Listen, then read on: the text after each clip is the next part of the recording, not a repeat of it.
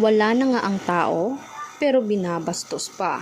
Ayon kay Robin Padilla, ay talaga naman umanong hindi sila magkakasundo noong bata pa sila ni John Regala, ang mismong pamangkin niya. Hindi naman natin aakalain na pamangkin niya pala itong si Sir John Regala, kung saan naman makikita naman talaga natin na maraming mga old photos na kasama sina Robin Padilla at John Regala.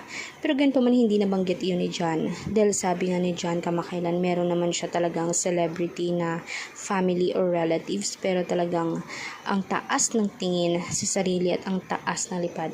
Alam naman natin na hindi talaga ganoon kaganda ang background ni John, kaya nagkasakit siya at merong ilang mga celebrity ang hindi din sumang-ayong tumulong sa kanya, pero marami pa rin ang nagmamahal sa kanya.